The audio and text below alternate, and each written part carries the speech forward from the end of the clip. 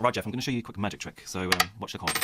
You put a 50 pence piece on the table, It's disappeared. I don't know where it went. You moved it with your hand, and it just vanished. For centuries, magicians have known just how easy it is to pull the wool over our eyes. Intuitively, they've known that the brain's conscious awareness of the world is limited. I'm completely confused. All I know is that it appeared to go from the table without you doing anything. Clearly it didn't. It didn't, because if I snap my fingers, it's actually still here. Talk me through what you actually did. I can't really, because there's secrets in there. If the bits of the brain dealing with conscious awareness are so limited, what's the rest of it up to? The short answer turns out to be a lot, and now science is starting to explore this unconscious brain activity, this silent partner. Over the last 10-20 years, the understanding of unconscious processing has taken a tremendous scientific turn.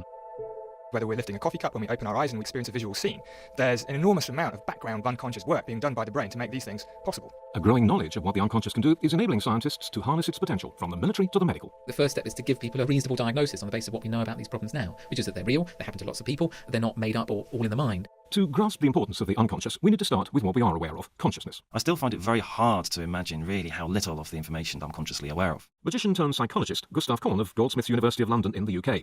He researches our conscious experience of what we see. This idea that we're aware of everything is actually a complete myth. It's a myth which seems to have a remarkable degree of reality. Because, for example, now, I'm looking at your face, I can see what you're wearing, I have a sense of the rest of the room behind you. I feel as if I got a pretty complete picture. You say I haven't? No. What am I missing then? Our eyes only capture high-definition information from the centre of our visual field, which is a very small area. So if you stretch out your thumb, that area pretty much covers that thumb. And out in the periphery, we've got very low-resolution information. And then we sort of mentally fill in the gaps to give us the illusion of a complete picture then. Yes, so all of the rest is really an illusion. Magicians have been exploiting this for centuries, manipulating what you consciously perceive. And I can show you a little demonstration of this. I have a lighter here in front of me. Sitting on the table there. And I'm going to pick up the lighter, I'm going to light it, I'm going to take the flame and...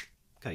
You flick the lighter on, the flame came up, you then apparently tried to grab the flame, move it away, and then the lighter had disappeared. That's what people generally experience, and I can do exactly the same. And I'm picking up the lighter, I'm lighting it, but in actual fact, I'm just dropping the lighter right in front of your eyes. Now, that's interesting. How on earth could I have missed it the first time round? Well, the reason why you didn't see it is because I sort of followed my hand with my gaze. I used sounds and my snapping of the fingers to misdirect your attention away from the dropping lighter. Just by shifting my gaze 10, 15 degrees to one side, I missed it completely. As I said, our eyes don't actually process any information out in the periphery. But it turns out it's even worse than this, because we can measure people's eye movements whilst they watch these types of magic tricks. And we have cases where people are looking at the lighter, yet they still don't see it. Because in order to consciously see something, it's not enough to just look at it. You also actually need to attend to it. We're inclined to think of conscious awareness as the be-all and end-all of brain function, its real purpose. But maybe that's not so. One of the ideas about the function of consciousness is indeed that it provides a sort of summary of the important information available to us at any given time. Neuroscientist Professor Anil Seth is co-director of the Sackler Institute for Consciousness Science at Sussex University in the UK. What's important is that I'm aware of the bear about to chase me, or I'm aware of the bus about to knock me down. So if our conscious brain is offering us a summary, what role is the unconscious playing? Most of the processing that happens in the brain we're unaware of, so unconsciousness is definitely the biggest part. That's extraordinary, isn't it? So we are heavily dependent on something which, by definition, we are most of the time simply not aware of. Yes, I came in here on the tube and I walked through a very busy station. I didn't bump into anyone. I did this without really being consciously aware of things. So a lot of the processes that we do don't actually really require consciousness. What about this discussion? Is there something else going on here that we're unaware of, do you think? Probably most of it. Once you've left this room, it's likely that you won't be aware of most of the things around here. And the hope is that I've disregarded the stuff which is genuinely unwanted and retained the stuff which is necessary. Yes, and that's what our brains have really evolved to do. Even in something as conscious as speech, the sequencing and choice of individual words seems to be largely guided by unconscious processes. Indeed, the right word just sort of pops into your head, doesn't it? That's exactly right. These things, when they pop into our heads, they don't come from nowhere. They come out of the activity of the unconscious brain. Things have moved on since Freud's interpretation of the unconscious as all about our repressed desires. Freud was in many ways a frustrated neurobiologist. He was very interested in how the brain generated all the experiences that came along with being a conscious individual. But at the time, the experimental facilities, if you like, weren't up to answering the kinds of questions he wanted to ask. But these days, indeed, we have an array of wonderful new brain imaging techniques and ways of objectively measuring what happens inside the brain during perceptions and actions, which are either consciously experienced or not. Unconscious brain processing is highly adaptive, enabling us to respond to changing demands. Learning to play an instrument, for example. Take the cello. Acquiring the basics, such as holding the bow correctly, takes conscious thought, but only at first. Pretty soon, you stop thinking about it. It becomes automatic, freeing up your conscious brain for the next skill, in this case, mastering the distance between the finger positions on the strings, called shifting. Talia Lisboa is a professional cellist and a researcher in the Centre for Performance Science at London's Royal College of Music. If you have a note A, so here, and you want to move to note B, somewhere high up, at first students practice the distance and they focus on the movement of the arm to move the hand from A to B, for example. So shifting is a technical tool at that point. And at that stage, when you're first learning to do this, you're really having to think quite hard about what you're doing, presumably. Oh yes, and students are usually very scared of missing the high note and they practice the distance and the notes in between. I've seen tricks of students putting stickers on the fingerboard, and so it's quite a complex skill. Initially, when you're learning a new skill and you look at what's happening in the brain, a very large network of brain areas is being recruited, and these include areas in the frontal cortex, the parietal cortex, which is slightly towards the back. These are areas that tend to be implicated in conscious processing generally. This is because we think during the learning of a new skill, there is the real need to filter out what is important and what is unimportant.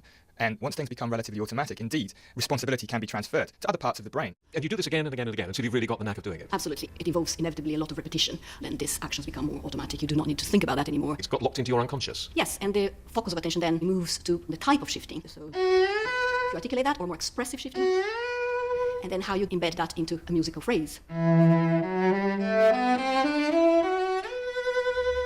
So you're not thinking about shifting anymore, that's unconscious. So, which parts of the brain take responsibility for executing these unconscious skills? The back of the brain is an area called the cerebellum. In fact, that really means that the little brain, the cerebellum is fascinating because actually it has more brain cells than the rest of the brain put together.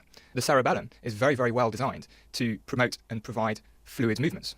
So learning a new motor skill, movement skill, becomes progressively transferred from these cortical areas, which are involved when it's new or difficult or requires conscious experience, to these other areas, which are very good at producing fluent behaviour on demand. Our ability to see what's happening in the brain when unconscious processing takes place is still relatively new. The last 20 years have been really spectacular, and for the first time have allowed to observe human brain processes at the same time while people are thinking or engage in unconscious processing. A number of research studies have revealed that brain activity of which we're aware is preceded by a burst of unconscious activity, which you can use to predict people's movements before they've consciously decided to make them.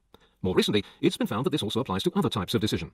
Professor John Dylan Haynes, a psychologist and neuroscientist at the Charité Medical School in Berlin in Germany, has been examining this by scanning his subjects' brains while they make choices. You're lying in a scanner and you see a sequence of numbers, and at some point you're asked to freely make up your mind if you want to start adding or subtracting numbers. You take the first number, then you either add or subtract the next number that you see after that. Along with the numbers on the screen they're looking at, subjects can also see a single letter that changes every half second.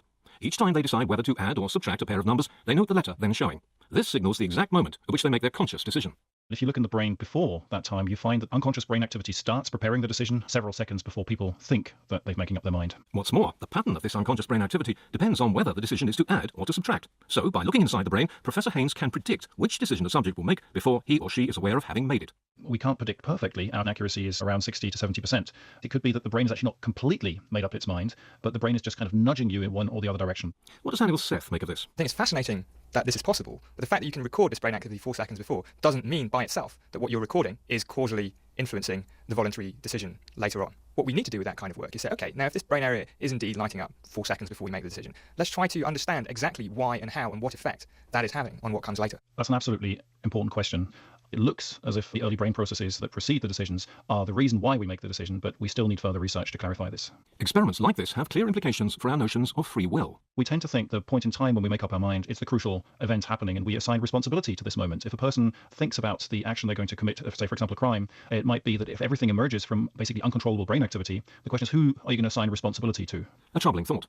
But there's an upside when you consider how the unconscious might improve the quality of our decision-making. This delicate balance of conscious and unconscious processing is just as crucial during movement. When we walk along a crowded street, it's our unconscious that takes the lead. And for good reason, as neurologist Dr. Mark Edwards of the National Hospital for Neurology and Neurosurgery in London in the UK explains. We have this conscious brain bolted on top of a fantastic automatic machine, and that combination is brilliant, but it has its consequences as well. And when the conscious mind tries to interfere with movement, things go wrong. And I think the fundamental reason for that is that our conscious mind does not know how we move. Yes, I suppose it's easier to run downstairs without looking at your feet. If you do start thinking where the next one should go, that you can't run down as fast. I mean, these are things which give us a little window into what the unconscious brain is doing for us, controlling this incredibly complicated machine. Dr. Edwards' research suggests that an over-involvement of the conscious brain may explain what's happening in patients with functional movement disorders. That is, where there's no organic disease explanation for their symptoms. Often patients present with pretty dramatic symptoms, so they're turning up with symptoms suggestive of a stroke or of epilepsy, and when the examination clearly shows that the problem is a functional one, they're then discharged, often without a lot of advice or treatment. Some psychologists see their symptoms as a physical manifestation of repressed trauma, but Dr. Edwards believes that the disordered movement is sustained by the conscious mind paying it too much attention. When people are doing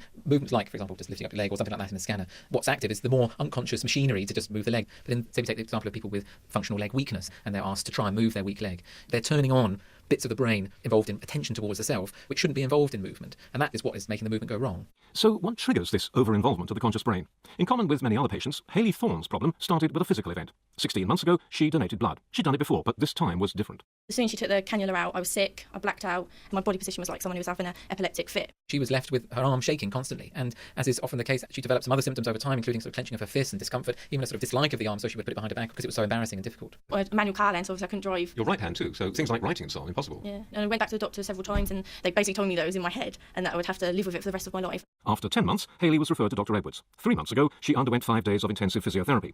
The idea was to show Hayley how her conscious mind was preventing normal unconscious movement and generating the tremor. The hope was that the unconscious brain could then be helped to resume control. The general principle is to find a way of getting conscious attention away from the limb and to get normal automatic movement to happen. So, for example, it is possible to take people who have a lot of difficulty walking and in a safe situation to get them on a treadmill. And when people are walking very slowly on the treadmill, the walking is very, very difficult. But actually, when you speed the treadmill up, paradoxically, the walking gets much, much better. It's happening at such a speed, your conscious mind can't pay attention anymore. And so you reveal this automatic movement. I'd have my hand flat on the bed, so I knew it was there, but we'd be talking about other things to try and take my mind off focusing on my hand. Did that work? At the beginning, I couldn't do it. You couldn't take your attention No, away from I your hand? couldn't, but towards the end I did. By the end of the emission, her tremor had really stopped. And today she's coming back for a follow-up so we can see whether that improvement's been maintained and how she's getting on in general. So what kind of things are you able to do now? Drive my car normally, hold my pen, cut my dinner up, do my hair, my makeup, everything. So pretty important things. Well, that's great news. Just let me have a look at your hands. You've still got a little bit of tremor there. It's Yeah. obviously not like it was before. And No. you can keep your hand open now, Yeah. which you weren't able. This program has been running for a year or so now. About 65% of people have reported that they're much better. It's going to take a bit of time to hopefully get rid of those last little bits of it, but it's Yeah. obviously so much better, which is really great. With colleagues around the country, we're trying to move on to produce firm guidelines for what physiotherapy for these symptoms could involve, and then maybe moving that on to a proper clinical trial. Haley ran into trouble through not relying sufficiently on her unconscious. But that doesn't, of course, mean you can leave it to deal with everything. Professional musicians, for instance, they often have to play long pieces from memory. As they master a new score, each element gets moved from the conscious to the unconscious. When they go on to perform the piece of memory, they're on a kind of automatic pilot. That's fine until they make a mistake, at which point they risk losing their way. If you're playing a very long piece, you might be a bit nervous, you are relying on your unconscious or automatic actions for public performances. And that can be problematic because if you have a memory failure, what do? You have to go back and start again to the beginning of that section of the piece. Many musicians have faced that on stage, and you've got to be prepared to recover from that memory failure. And for that, you need to practice in a way that will allow for the performance to continue. Tanya Lisboa has been working in collaboration with psychologist Roger Chaffin at the University of Connecticut in the US to explore how experienced musicians learn pieces of music. They found that musicians create conscious points of reference in the unconsciously stored piece to help them remember it. If they have a memory lapse, they can return to the nearest reference point and then carry on. These reference points are called performance cues. Performance cues allow for cognitive control over the more unconscious or automatic actions, if you like. They help you navigate through the performance. They're like sort of little flags that you consciously remember, which pinpoint where you are in the unconsciously stored pattern of the music. Is something like that, is it? It works in parallel to the unconscious that one develops through practice. And what form do these cues take? In the piece that I have learned in one of the studies was the prelude by Johann Sebastian Bach from Suite for Cello Solo No. 6, are the structural cues because they refer to the harmony, which is very important in Bach. And then I've got a whole section that I don't have to think about until I reach my next cue, which is exactly the same musical material in A major. So this is for you a natural starting point, which you consciously remember. But to start midway through would be difficult. Absolutely. But in between those points, there are other types of performance cues. You've got points that I have to remember, interpretive cues. If disaster does happen and you do have a sudden memory lapse, you can pick it up again from one of those cues, and then you hope that the unconscious memory of it in your brain starts winding out again. Yes, absolutely. It gives you cognitive control over the more unconscious actions. More generally, one task at which the unconscious brain's particularly adept is recognizing patterns. It's a massive pattern recognition biological machine. And if we can exploit that somehow, then we're sort of being a bit cheeky. We're using something the brain's really good at in a different way from how it might normally be used. While Anil Seth has plans to put this idea into practice, Paul Scheider of Columbia University in New York in the USA has already done so. The military rely on satellite images to spot enemy activity, using human analysts who have to comb through thousands of pictures in search of it. The problem? Too much data, too few people. In some sense, there's a fire hose of information that the limited number of humans can deal with. Paul Scheider has come up with a more cunning search. Individual pictures flashed at high speed onto a screen are watched by an analyst wired to an electroencephalogram for recording brain activity. So I can flash 10 images a second, and if one of those images has something out of the ordinary or maybe some type of object of interest, that will essentially cause me to reorient my brain to that image. And in practice, their brain would pick it out without them possibly even being consciously aware of it. They typically are aware that there's something of interest there, but they're not necessarily aware of exactly what it is. So we're kind of on the boundary of the subconscious, conscious. So you've got this set of images flashing very fast past the observer. Say just one happens to have something which might potentially be of interest. How will the electroencephalogram you're recording change? It's based on the strength of the brain signal we detect that orient you to that information. And afterwards, you can then go back and work out which of the images it was which seemed to generate this sort of subconscious flash. Right. We can then shuffle through them and decide, oh yeah, I see. The reason that image was interesting was because it looked like it was a base camp for some terrorist group. What's the key advantage of this compared with having them weighed laboriously through image by image, looking closely at each one? What we've been able to show in our studies is that analysts can look at 3 times as many images as they could before while maintaining the same accuracy. With due acknowledgement to Donald Rumsfeld's famous known unknowns aphorism, you could say of the unconscious that we both know more than we know, and think more than we think we think. I'm Geoff Watts, and this discovery on the BBC was produced by Beth Eastwood. Last word on the silent partner to Paul Scheider. The subconscious is clearly somewhat of a mystery that we're just starting to peel off the pieces like skin of an onion, and I think that there are certain things clearly that the subconscious mind does that's incredibly fast, incredibly complex, that the conscious mind is not capable of. But, in some sense, the two are doing this dance of the mind together, and they essentially require each other in order for us to kind of perform the complex functions and interact with the world like we do.